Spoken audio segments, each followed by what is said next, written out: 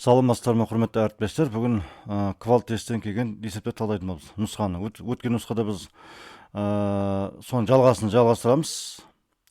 31 есептен 50 есепке дейінгі есепті талдайтын боламыз нұсқаның. Сабаққа салмаса видеоға лайк басыңыздар, пікір жазыңыздар. Егер тіркелмеген болсаңыз тіркеліп қоюды ұмытпаңыздар. Және де басқа да әріптестерге жіберуді ұмытпаңыздар. Ал кеттік біз. Бірінші есеп, 31 есеп мынау. Енді қараңыздар, бұл жерде жаңа айнымал енгіземіз. Бұл жерде неге 10 дәрежелі түбірасында x минус 2025 мінекей 2025. Соны жаңа айнымал енгіземіз. Т деп белгілейтін болсақ. Демек бұл жерде не болды бізде? 3t алайда мынау содан т квадрат болады мынау. Т. Т квадрат минус 2 тең болады 0-ге. Мұны енді минус 1 көйтетін болсақ, кәдімгі мынада т квадрат минус 3t болады, жинақтаған кезде. Плюс 2. Бұдан жауапты белгілі. Қоссаң 3 көбейтсең 2. Бұл жерде 1 мен 2 болады. 1 на 2. Енді бірінші 13 дәрежелі түбірасында x минус 2025 ол тең болады 1-ге. 10 дәреже көтеретін болсақ, енді 10 рет қанша рет көбейтсең 1-ге тең ғой, білеміз бұны бәріміз. Бұдан x тең болады 2026 болады қосылып. Бірінші шешіп шықтым неге. Екінші мына жақта. Бұл да осындай 13 дәрежелі түбірасында x минус 2025 ол тең болады 2-ге. Енді 2-ні 10 дәреже көтереміз. Сонда x минус 2025 ол тең болады 1024-ге. Екі қосылып не болады сонда? 3049 болады. Қосылып көреді ол. 3049. Енді бізде теңдік түбірлерінің айырмасының модуль дейді. Демек екеуін азайтамыз. Енді бірінші мына мақұл енді. 3049-ден басып жаза берейік. Орын ауысқанмен модульде бәрі оң саңа айнып тұрады. Азайтамыз 2026-ға тең болады модуль. Демек, екі азайтсақ бізде 1023 деген жауап шығады. Бұл вариант, В варианты бар неке. Түсінікті ол. Келесі тапсырмамыз не? Лимит n ұмтылғанда шексіздікке мына шегінің мәні дейді. Біздің жоғарыда не қараймыз, тізбек қараңдар. Бұл формула бойынша мынандай бар. 1-дің кубы қосылған 2-ның кубы қосу 3-дің кубы плюс ара жалғасады плюс n-ның кубы болатын болса, ол формула бойынша мынандай бар. n көбейту n минус плюс 1 деген бөлінген 2, соның не болады? Квадраты. Неге? Осы орнына апарып қоямыз ана жерге. Лимит n ұмтылғанда шексіздікке бөлшек. Мен мына 4 тұра береді. 4 жаза берсін көбейткен. Мына жақшан ішінде өрнетін орны мен апарып қоямын. n көбейтілген n плюс 1 бөлімінде 2, соның не? Квадраты. Бөлімінде мына не шыға жеріміз? n квадрат шыға жеріміз. n квадрат көбейтілген. Бұдан не қалды? n квадрат плюс 2 n плюс 1 болады. Осындай. Арай, лимит n ұмтылғанда шексіздікке былайсызған кезде 4 тұра берсін. Мына дәреже көтереміз. Демек арқан шеге көтереміз. n квадрат болады. Көбейтілген n плюс 1-дің квадраты мынау. Бөлімінде 2-ның квадраты 4 болады. Мына жерде n квадрат тұра береді бізде. Мына біз қысқаша көбейту формула бойынша не? n плюс 1-дің квадратын береді бізде. Демек 4 пен 4 қысқартып жібереміз. 1-1-ден қалады. n квадрат мен квадрат тағы кетеді. 1-1-ден қалады. Тағы да n плюс 1 квадраты болды. Не болады? Не болды сонда? Лимит n ұмтылғанда шексіздікке 1 қалады. Немесе жауап 1-ге тең деген сөз міне. Жауап болады деген сөз. Барлық қысақ береді бұл жерде. Бұл жерде біз мына формула пайдаландық бұл жерде. Тізбектер деген тақырыпты болса, осы формула бар. 9 сыныпта ма қателеспесем. Келесі.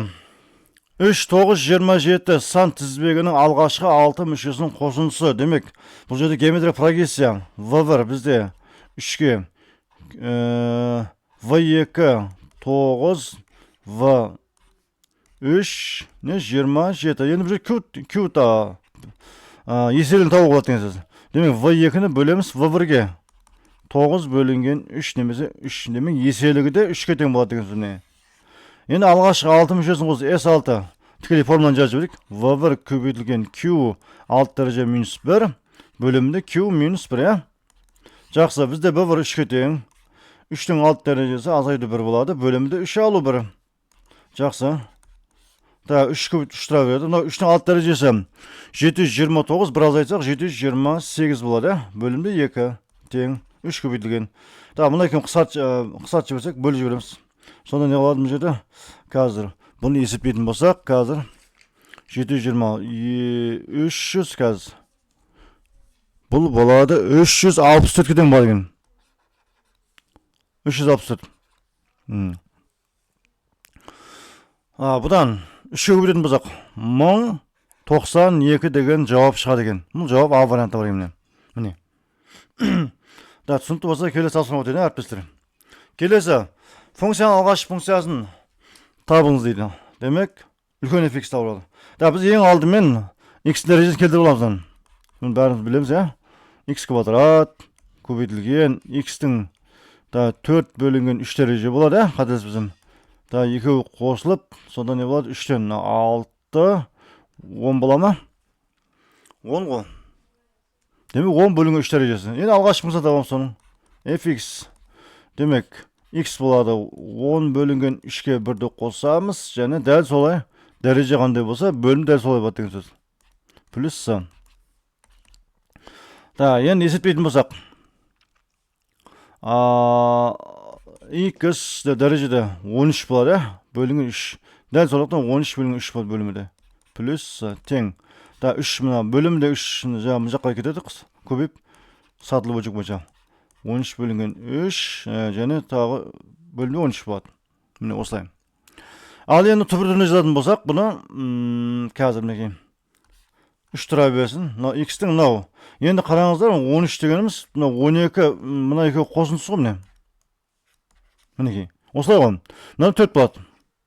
Демек 4 дәреже шығып кетеді. Тұбыра 3 дәреже тұбырасында x қалып қояды жерде. Бөлімде 13 болады, плюс с. Міне осы жауап іздесең болды. Бұл вариант қазір D вариантында болса керек. Осылай, x 4 дәрежесі плюс. Мінекей. Келесі тапсырмамыз. Демек интегралдың мәнін жататын аралық дейді. Демек мәнін табамыз, қай аралыққа жатады. Енді бұл жерде білесіздер, не квадрат бар. Не квадрат бар. 45 квадраты 2025-ке тең. Немесе мына 45 2025-те 45 квадраты алдына екінші жағына 2-ден 1. Мына 2-мен қысқа кетеді. Жалпы мына жалғасып жаза берейін. Минус 1. Мақұл, квадраттап жібере салайын ана. 2025-тің логарифм, мына x кетті, мына дәреже көтеріп жібердім. Логарифмның 2025 негізінде e-нің 2x плюс 1 dx. Формула бойынша мына кетеді, мына бізді кетіп қалады. Сонда не қалды? Логарифм минус 1 минус 1-ден 1-ге дейін, сонда e-нің 2x плюс 1 дәрежесі dx болады. Бұна интеграл алатын болсақ, енді коэффициентіне қараймыз. 2-ден 1 міндетті түрде жазылады, 2-ден 1, және e-нің 2x плюс 1 дәрежесі жазылады. Демек, минус 1 мен 1 аралығында. Орнына қойып шығамыз. 2-ден 1 тұра береді. E-нің 1-ді қойып шығатын болсақ, 3 дәреже болады.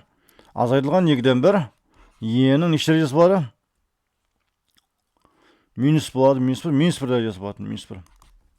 2-ден 1 шыға жіберетін болсақ, біздің жерде e не қалды сонда? E-нің 3 дәрежесі азайтылған, e-нің 1 бөлінген e. Осындай. Енді біз санды қойып, аралыққа қою үшін біз не? E-нің орнына біз шамамен 2-ден 1. Жоқ, маған 2-ден 1 кетен ғой. 2-ден 1. Сонда не болды бізде? Бір бөлшек алып жіберейін, мағылын. E-нің 4 дәрежесі азайтылған 1 бөлінген e. Біз e-ге 2,7 қойып шығамыз. 2-ден 1 тұра берсін. 2,7. Бізде енді e мына алдың шамамен. 2,7-гін осы мән. Соның 4 дәрежесі азайтылған 1. Бөлімінде 2,7. 2-ден 1. Енді соны есептейтін болсақ, жалпы, шамамен тікелей жауабын жазып жіберейінші, қайта созып отырмайық. Жалпы белгілі ғой. Мына калькулятормен есептейміз да мынаны. Бәрі калькулятормен есептеген кезде жуық мәні бізде 9,8-ге жақын сан шығады. Мысалы 4 дәреже көтеріп, оны бірге азайтып, астында 2,7-ге бөліп, одан кейін тағы 2-ге бөлген кезде шығатын саны 9,8-ге жақын сан. Демек бұл қай аралықта болады? А вариантына келеді мен. 9-дан үлкен да, мына аралықта келеді. Соның арасында бар? 9,8 бар. Қалғанда кірмейді оны. Мінекей. Түсінікті болса мен келесі тапсырмаға өтейін. Әріптестер. Келесі тапсырмамыз төмендегі функциялардың ішіндегі жұп болатыны. Енді бұл оңай. Көрініп тұрмын да вариант міне. Мынау 4 дәреже жұп дәреже, көзін жұп функция. Сол ғана. Қалғандар келмейді, ол білесіздер міне. Бұл оңай. Келесі. Мына функциясының анықталу облысы дейді. 2 арк синус, жақша үшін 2-ден 1 x плюс 3. Демек бізде анықталу облысы бізде мынау не болу керек бізде? -1 мен 1 аралығында, мәні. -1-ден үлкен немесе тең болу керек. 2-ден 1 x плюс 3 ол кіші болады, 1-ден кіші немесе тең. Енді жүйе құрсақ болады бұл жерде. 2-ден 1 x плюс 3 үлкен немесе тең -1-ден 2-ден 1 x плюс 3 үлкен немесе тең, кіші немесе тең 1-ден болады. Бәрін жинақтаймыз. Немесе 2-ден бәрін 2 тікелей көшіп жіберсең де болады. Бөлшектен құтылу үшін. Сонда x плюс 6 үлкен немесе тең -2 болады, Мынау x плюс 6 болды.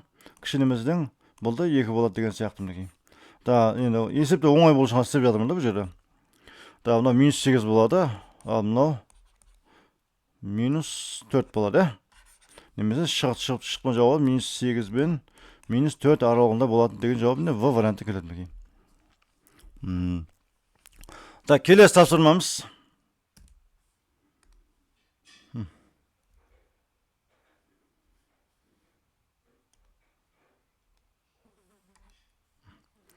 Келесі тапсырма. Қабырғасы 6 см болатын дұрыс 6 бұрыштың центрінен оның жазықтығына ұзындығы турасында 37 см болатын перпендикуляр тұрғызылған.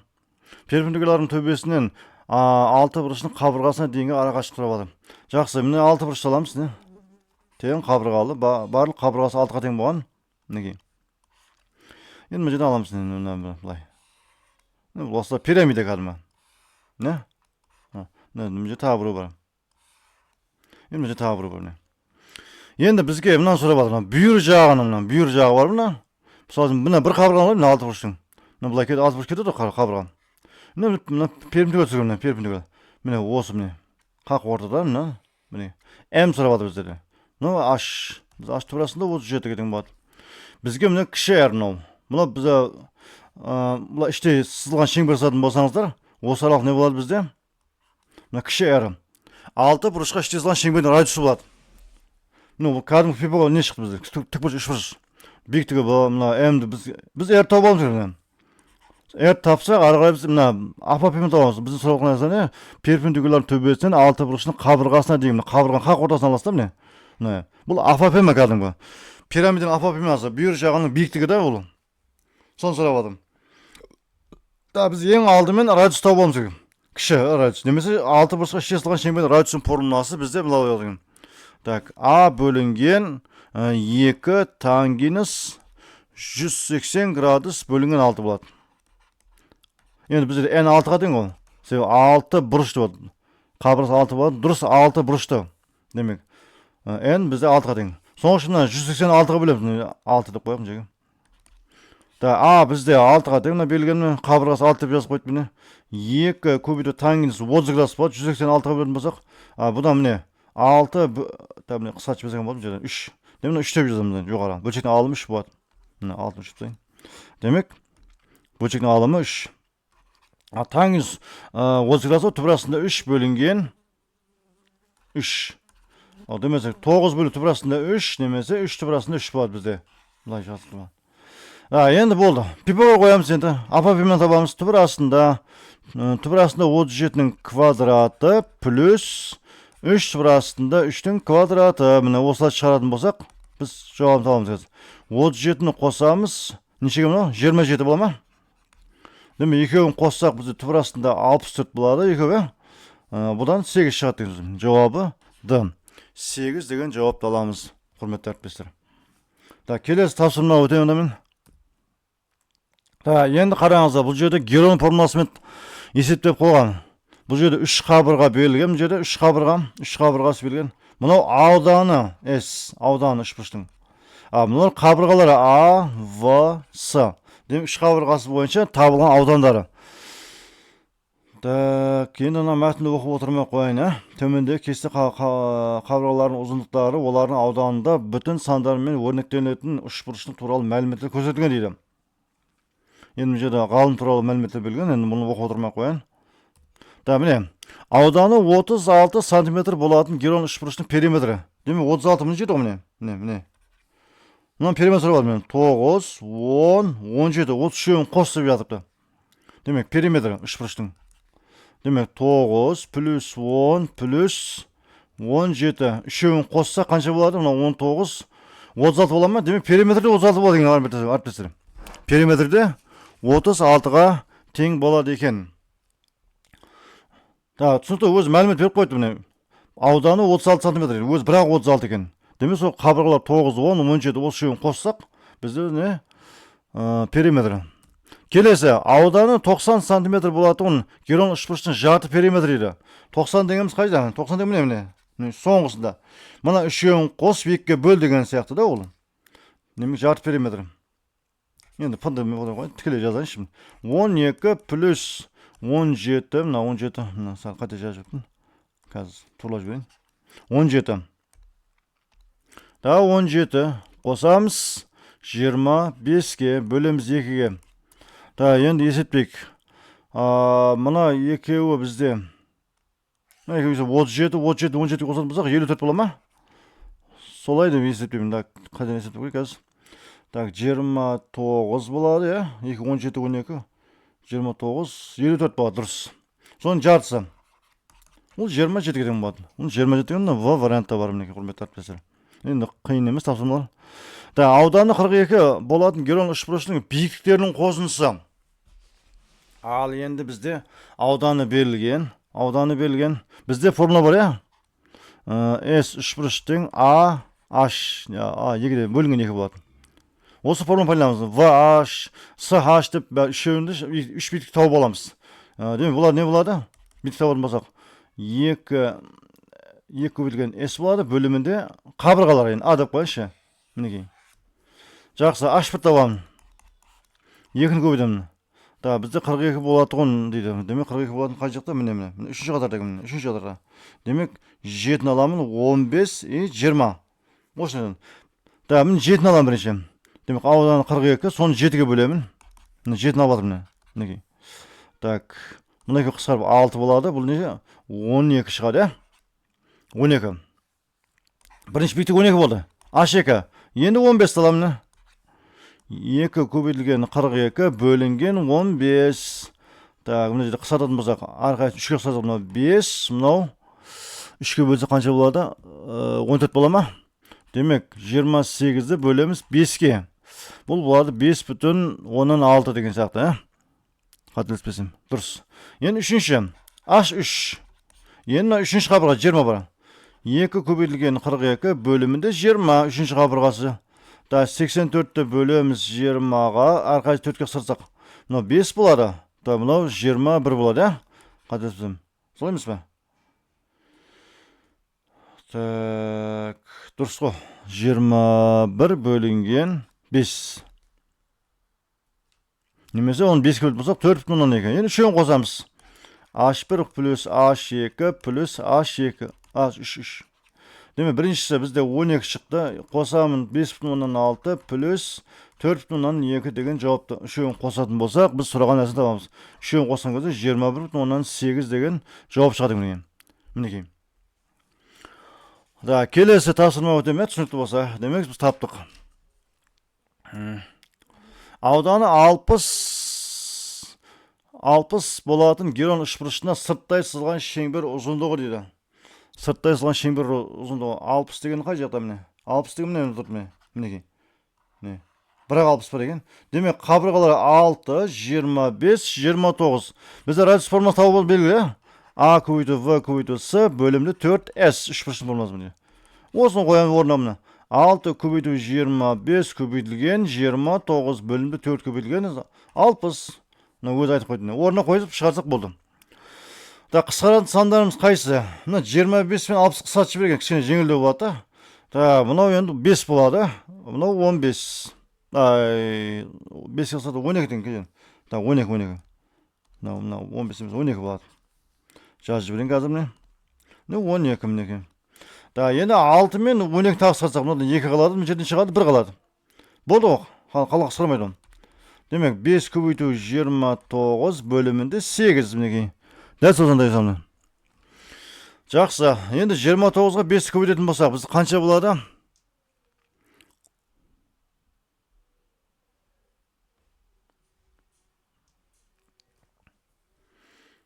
Жүз 45 болады, я?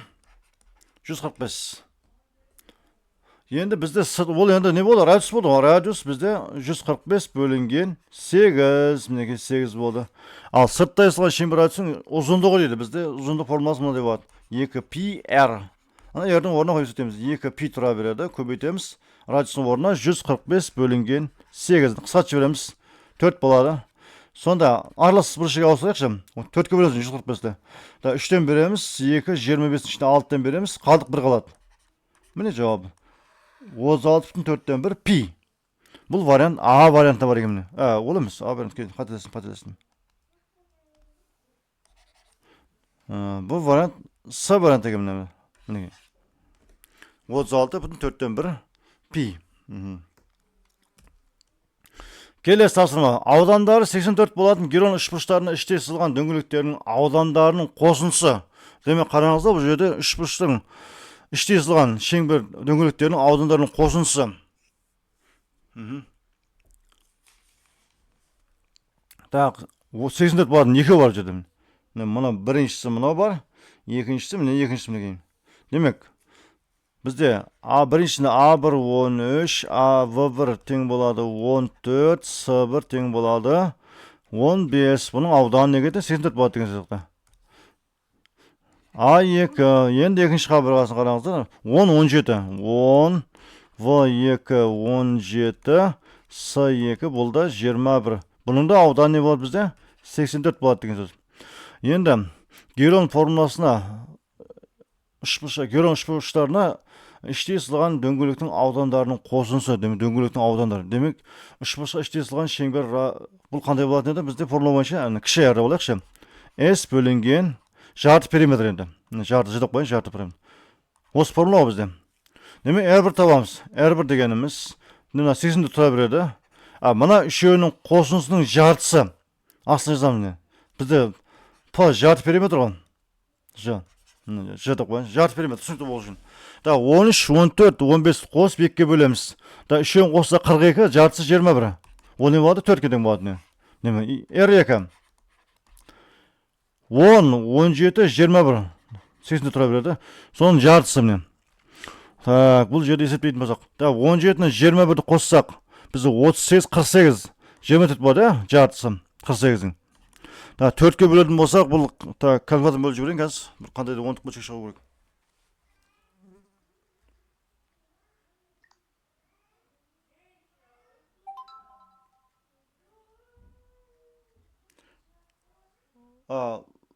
Жеметр. Демек 3,5 болады екен. 3,5. Енді дөңгелектердің аудандарының қосындысы дейді. Жақсы. Енді бізде S1 дөңгелек, бірінші дөңгелек, S1 деп қояқшы 1. 4 пи квадрат қой бізде формула бойынша. Пи квадрат. 4-тің квадраты бізде, 4-тің квадраты 16 пи болады, бірінші 16 пи. S2 дөңгелек екіншісі. Пи R, бір болса, R2 болады. R2 кіші R болайыншы.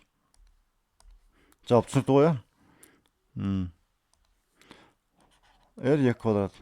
Демек 3,5-ның квадраты бізде 12,125-тің 12,125 болады. Екін қосамыз енді бұл. Сонда 18,125 пи деген жауапты аламыз. Дұрыс қой, қателеспесем. 28. Ол вариант Д вариант болады, құрметті әріптестер. Түсінікті болса, келесі тапсырма өтейін. Ал енді мынандай есеп бар. Статистика талдау дейді. 2021 жылдың наурыз айындағы еліміздегі күнбағыс майының бағасы көрсетілген кестеде берілген. Демек, бізде мына бағаны қараймыз. Бізде мына бағалар ішінен қараймыз. Осы бағалар ішінен біз шығарайыз. Осы. Бізге мына осылар. Соң бірінші сұрағым не? Күнбағыс май ең арзан қала. Арзан қала. Осы сандардың ішінде біз қайсы 562 деген эмне? 525 деген бе? Ең арзаны қайсысы отыр бұл жерде? 562 бар және 574. Басқа жоқ қой. Не мынау болды міне? 562 ең арзаны. Ол Петропавлда екен. Көрген жауап. Петропавл деген міне Д варианты міне. Мінекей. Петропавл. Ең күнбағыс арзан майы. Келесі сұрамыз. Күнбағыс майы ең қымбат қала дейді. Енді жаңа кестен қараймыз. Ең қымбаты қайсысы? Бұл жерде 732 бар міне. 730 ең қымбаты 732. Демек ол Атырау қаласы деген міне. Мына жауабы Атырау болады деген сөз міне. Мінекей. Енді ана жерде кестен сыйдыра алмадым, құрметті әріптестер. Соның үшін мен осылай көрсетіп тұрамын. Енді қараңыздар. Енді келесі сұрағымыз. Баға құнның өзгеріс ауқымы. Міне. Жаңа мына екеуін азайтамыз міне. 732-ні азайтамыз. 562. 732, 562. Кәне есептейік. 732 азайту 562 ма? Осылай ғой жаңа қателеспесем. Азайтымыз 0, мынау 7 бола ма? 170 болады деген. Міне жауап 170 болады екен. 170 деген. Келесі сұрағымыз. Талдықорған қаласындағы сұйық майдың қымбаттағанға дейінгі бағасын тауып, жауабын бүтінге дейін дөңгелектеңіз дейді. Көреміз не жерде? Талдықорған дейді. Талдықорған 620 бар, не 620 міне? 620. Демек, ол 39,9%-ға қымбаттаған бағасы ол. 620, 39,9 жазамыз қазір. 620 ол қымбаттаған бағасы 39,9%-ға қымбаттаған деген сөз деген. Қымбаттаған. Жақсы, біз ең алдымен не істейміз? 39-тың 139 неге ауыстырамыз? 10-лық бөлшекке ауыстырамыз. Қымбаттаған бағасы ғой. Қымбаттаған бағасы 100% қосамыз деген сөз. 100%-ға қосамыз. 39,9%-ға. Екеуін қоссақ бізде 139,9% болады. 10-лық бөлшекке ауыстыратын болсақ 1,399 деген болады. Дәл сол санды мына 620-ға бөлеміз, құрметті әріптестер. 620 бөлінген 1 мінекей. Осы екеуін бөлсек, біз алғашқы бағасын таба деген. Мысалы, калькулятормен шығарып көрейін қазір. 620 бөлеміз 1,399. Бұл жерде мынандай сан шығады екен. Жазып жіберейін қазір. 443 бүтін мына жағы енді 17 36 деп кете береді. Не біз мына 10-лық бүтінге дейін дөңгелек 443 аламыз мына жерде. Мінекей. Жауап болады. Қалаларда күнбағыс майының орташа бағасы. Демек біз не? Мына кестедегі барлығын қосып 19-ға бөлеміз. 19 не бар? Мына барлығы 19 мен. Мына барлығы 19 болады.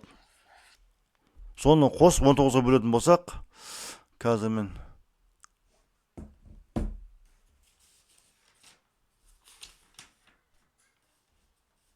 мен бәрі біртіп шығарып көрейік қазір мен. Калькулятормен шығарып көрейін, уақыт атында ол үшін. Қазір міне 637 қосамыз 652 плюс 620 671 плюс 732 қосамыз 601 641 одан кейін 615 638 одан кейін 647 625 қосамыз 562 плюс 620 плюс 574 қосамыз 640-ға одан қосамыз қазір айтамын не 648 қосу керек 653 одан кейін 639 кішкене қалды біреу қалды соңғысы 605. Демек 12020 шығады екен. Да, жаңа сұрақ қойын. Бұл жерде барлығын қосқан кезде бізде 12020 шыққан екен. Біз соны неге бөлеміз? 19-ға бөлеміз. Қазір не? Бөлеміз 19-ға. Так, бұл болады 632 бүтін. Енді аржан кете береді бұлай бе? Сандар бар. Жалпы біз 632 шығады міне. Орташа бағасы 632. А вариант.